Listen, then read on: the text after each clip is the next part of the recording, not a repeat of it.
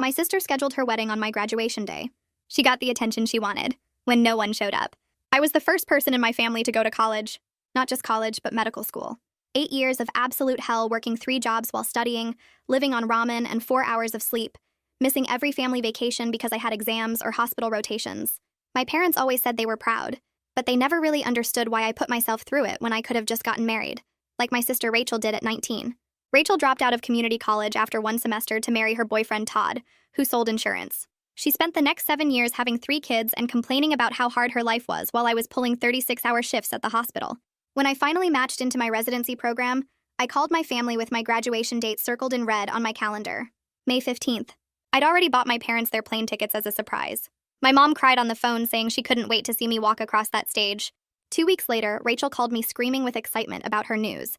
She and Todd were renewing their vows for their 8th anniversary and having the big wedding they never got to have. The date? May 15th. I told her that was my graduation day, and she said I'd had plenty of graduations before, so missing one wouldn't kill me.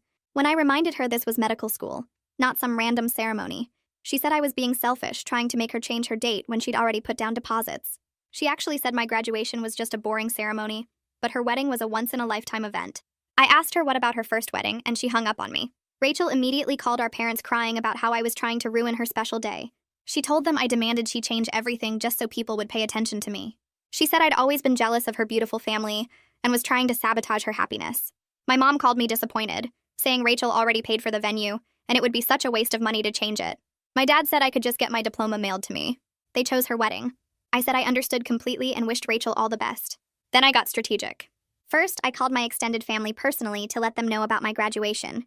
My aunts, uncles, cousins, and everyone who'd watched me struggle through school. I told them how much it would mean to have them there since this was such a huge accomplishment. Said that every single one of them already knew about Rachel's wedding, but when they heard it was the same day as me becoming a doctor, they all said they'd rather come to my graduation. My uncle, who paid for some of my textbooks, said he wouldn't miss seeing his investment pay off. My grandmother, whom Rachel was counting on to pay for the flowers, said she'd rather see her granddaughter become a doctor than watch Rachel get married again to the same man. Then I reached out to all our family friends, the ones who'd known us since we were kids. I told them how excited I was to finally be done after 8 years of sacrifice. They all picked my graduation. Even Rachel's own godmother said she'd already been to one of Rachel's and didn't need to see another. The best part was when I called Todd's parents. They'd always felt bad that they missed my white coat ceremony because of one of Rachel's tantrums. When they heard she scheduled her vow renewal over my medical school graduation, Todd's mom was furious. She said Rachel was selfish and they'd be at my graduation to support someone who actually accomplished something. 2 weeks before the big day, Rachel realized her guest list had shrunk from 150 to about 20 people. She called me sobbing, demanding I tell everyone to come to her wedding instead. I played dumb and said I thought she didn't want selfish people at her celebration anyway. She tried to get our parents to force people to choose her, but my mom was too embarrassed to call anyone after they'd already picked my graduation. Rachel had to call off the renewal because the venue required a minimum head count she couldn't meet. The week after Rachel canceled everything, my phone stayed quiet. No calls from my parents, no texts from Rachel, nothing. But my extended family kept reaching out, asking what time graduation started and where they should meet me afterward. My aunt called to say she was bringing my cousins, and they were all excited to see me walk across that stage. My uncle, who helped with textbooks, texted asking if I needed anything else before the big day. Every confirmation felt like a small win, but the silence from my immediate family sat heavy in my chest. My grandmother called on Thursday morning while I was making coffee in my tiny apartment. Her voice sounded different, sharper than usual. She told me she was bringing me something special for graduation, something that would make up for all the years my parents overlooked what I'd accomplished. She didn't say it directly, but I could hear the anger underneath her words. She was mad at them on my behalf, and knowing someone in my family actually saw how wrong this whole situation was made my throat tight. I spent most of my time in the medical school library that week, buried in textbooks and study guides for my final exams. The building was nearly empty since most students had already finished, but I liked the quiet. I could spread my materials across an entire table and not worry about disturbing anyone. I was reading about cardiac pathology when Delilah dropped into the chair across from me. She took one look at my face and asked what was wrong. I tried to brush it off, said I was just stressed about finals, but she kept staring at me with that look that meant she wasn't buying it. So I told her everything. About Rachel scheduling her vow renewal on my graduation day, about my parents choosing her wedding, about how I called everyone and Rachel's event got canceled. Delilah didn't say anything for a minute, just reached across the table and grabbed my hand. Then she told me her whole family was coming to my graduation now, because I deserved people who actually celebrated me. That's when I started crying, right there in the medical library, for the first time since this whole mess started. She hugged me across the table while I ugly cried into her shoulder and I realized I'd been holding everything in for weeks. 2 days later, my residency program director, Dr. Newell, called me into his office. My stomach dropped. I was sure I'd messed something up, missed a deadline, or failed some requirement I didn't know about. I walked down the hallway to his office with my heart pounding, running through everything I might have done wrong. But when I sat down, he smiled at me. He said the hospital staff had heard about my family situation through the grapevine, and they were planning something special for graduation day. I must have looked confused because he explained that everyone had been talking about how I worked 3 jobs while doing my rotations, how I never complained or asked for special treatment. He told me that watching me excel despite everything taught him more about dedication than any textbook ever could. I left his office feeling like maybe I had more support than I realized. Todd called me that evening, which shocked me because we'd never really talked one-on-one before. He was always just Rachel's husband in the background. He apologized for Rachel's behavior, said he tried to talk her out of picking May 15th, but she wouldn't listen. His voice sounded tired, worn down in a way I'd never heard before. Then he mentioned marriage counseling, almost like he didn't mean to say it out loud.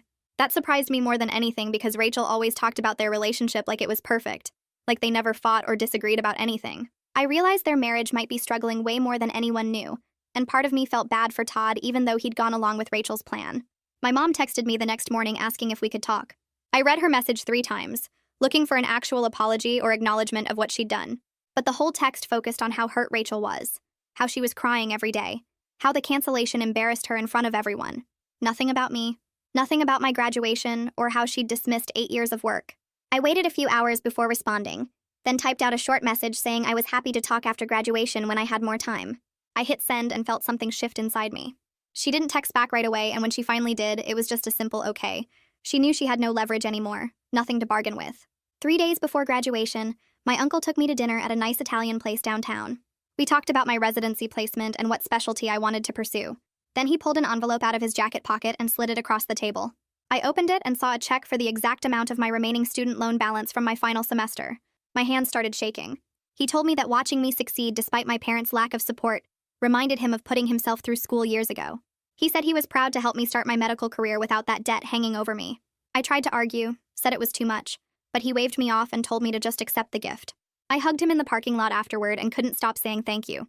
Rachel posted something on social media the next day. I saw it when I checked my phone between study sessions. She wrote this long thing about how family betrayal hurt worse than anything, how people who were supposed to love you could turn their backs when you needed them most. She was clearly trying to make herself look like the victim, painting me as the bad guy who ruined her special day. I scrolled through the comments and watched her plan backfire in real time. Person after person congratulated me on medical school instead of sympathizing with her. Even some of her own friends pointed out that scheduling over someone's medical school graduation was selfish. One of her college roommates wrote that Rachel should have known better. I checked back 2 hours later and the whole post was gone. She'd deleted it. Delilah's mom, Christina, called me that afternoon and invited me to their house for dinner before graduation. She said she wanted to do something special since my own family wasn't stepping up. When I got to their house that evening, the whole Garrison family was there. Christina, her husband Roman, Delilah, and her sister Riley. They'd made my favorite foods and bought a cake that said congratulations. Christina hugged me at the door like I was one of her own kids. During dinner, she told me about her own sister who always competed with her accomplishments, who tried to overshadow every good thing that happened to Christina. She said sometimes the family you choose matters more than the family you're born into. Roman nodded and added that blood doesn't automatically mean loyalty. Sitting at their table, surrounded by people who genuinely cared about my success, I felt less alone than I had in weeks. My dad called the day before graduation. I almost didn't answer, but something made me pick up. He apologized, actually said the words, "I'm sorry," and admitted they got caught up in Rachel's drama without thinking about how much my achievement meant. His apology sounded real, like he genuinely felt bad about what happened. But then he started making excuses, saying Rachel was emotional and they were just trying to support both daughters equally. I told him I accepted his apology and I meant it, but I also knew things between us had changed in a way that couldn't be undone. He seemed to understand that because he got quiet for a minute before saying he loved me and hoped I had a great graduation day.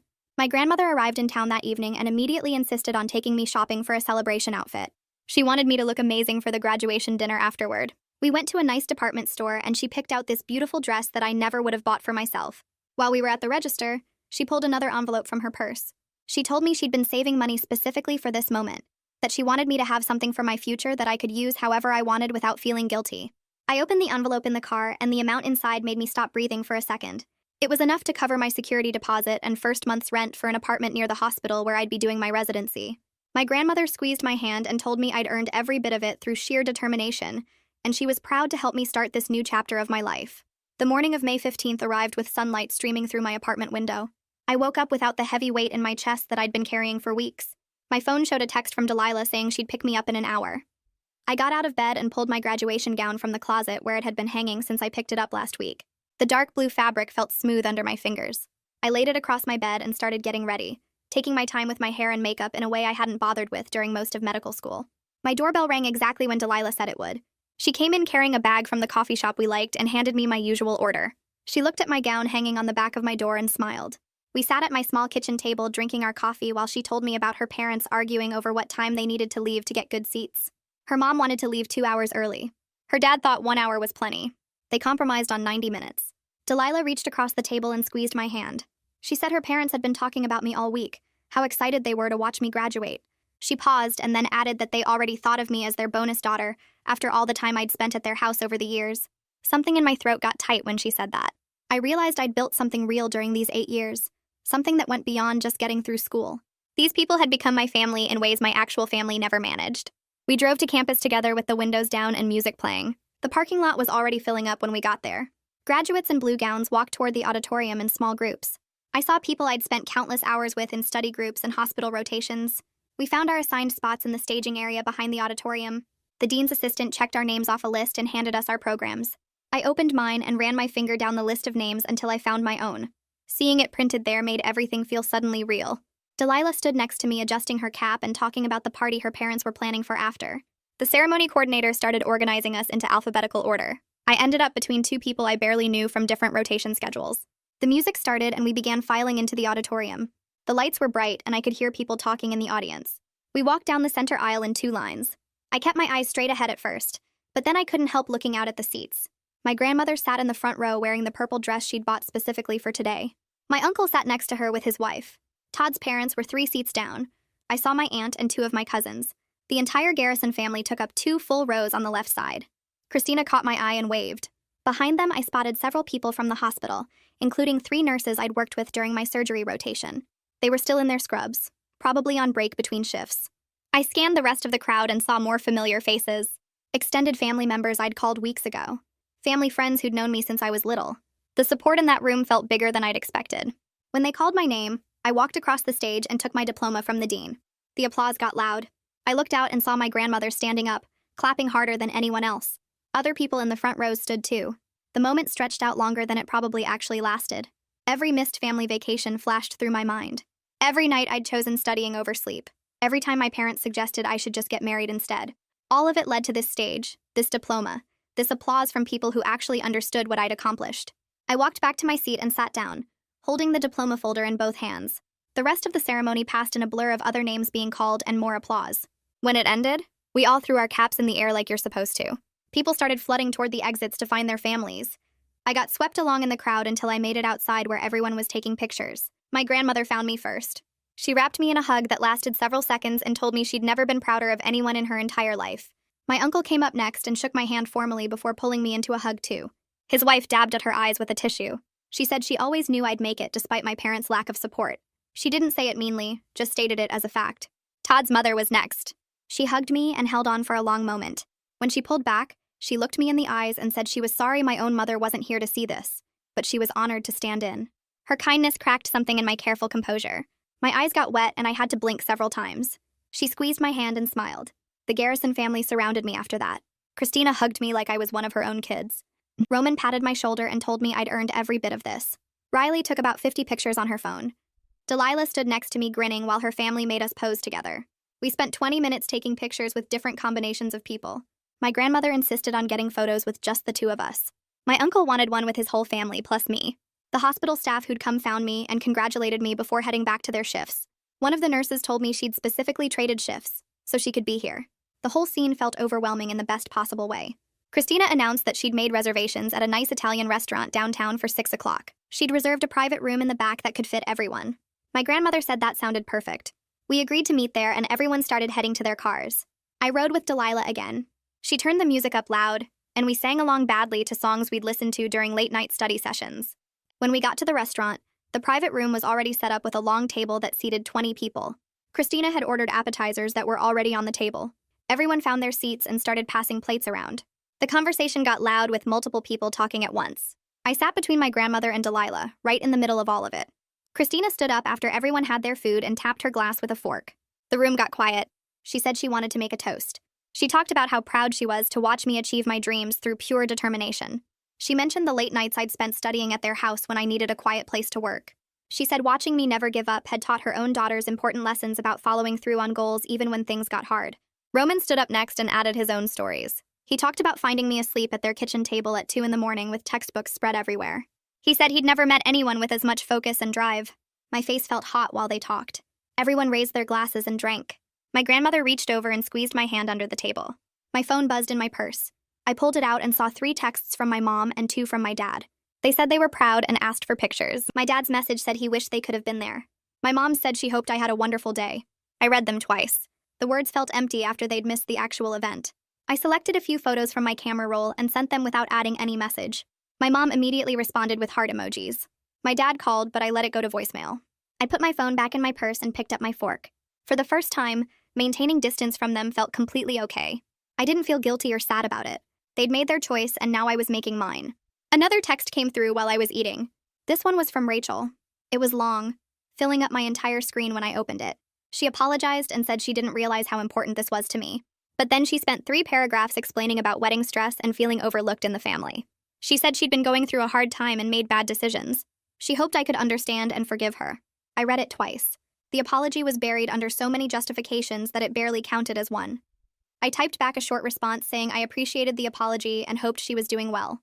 I didn't engage with her victim narrative or tell her everything was fine. I just acknowledged her message and left it at that. Then I put my phone on silent and focused on the people actually sitting around me. My grandmother stood up near the end of dinner. She tapped her glass and waited for everyone to look at her. She said she'd been thinking a lot lately about what family really meant. She said family was about showing up, about being there for the important moments, about supporting each other through hard times. She paused and looked around the table. She said she was updating her will to reflect who actually showed up for family. She didn't say my parents' names, but everyone knew who she meant. She turned to me and said I was getting her house when she passed because I was the one who visited her regularly and actually cared about her life. My uncle nodded in agreement. Several other people at the table murmured their support. I felt my eyes get wet again, but I smiled and thanked her. She sat back down and patted my arm. The restaurant door opened, and I looked up to see Dr. Newell walking into our private room. He was still in his white coat from the hospital. He came over to my seat and congratulated me personally. He said the hospital was excited to have me start residency next month. He'd been impressed with my performance during rotations and thought I'd make an excellent physician.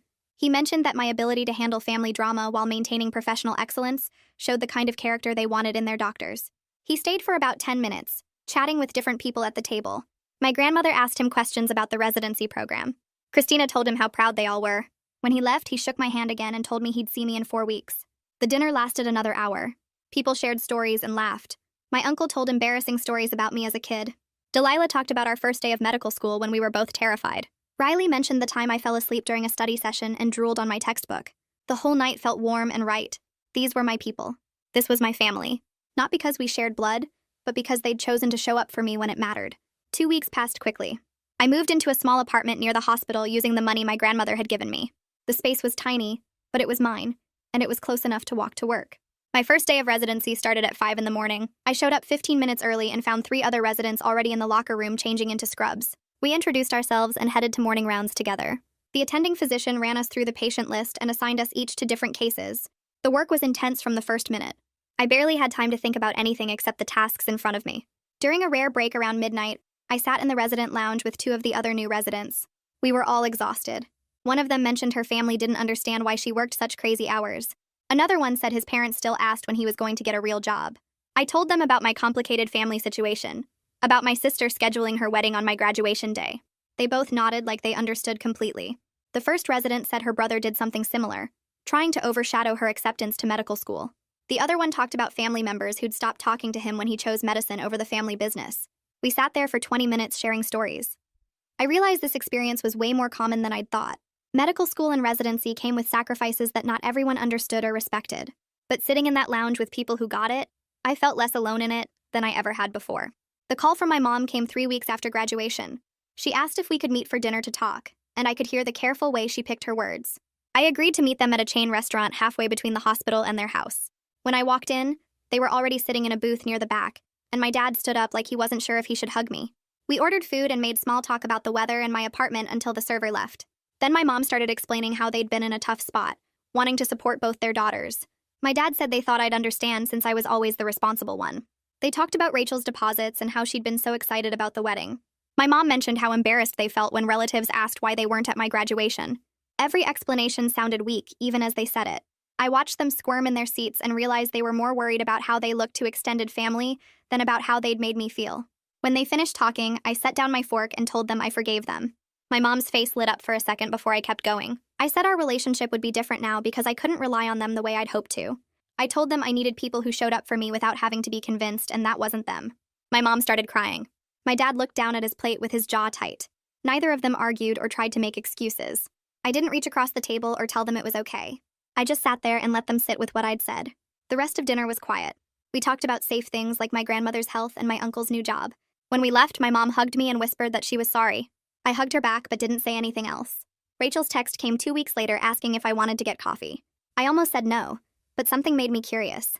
We met at a shop near her house and she looked tired in a way I hadn't seen before. She ordered a latte and picked at the foam while we sat outside.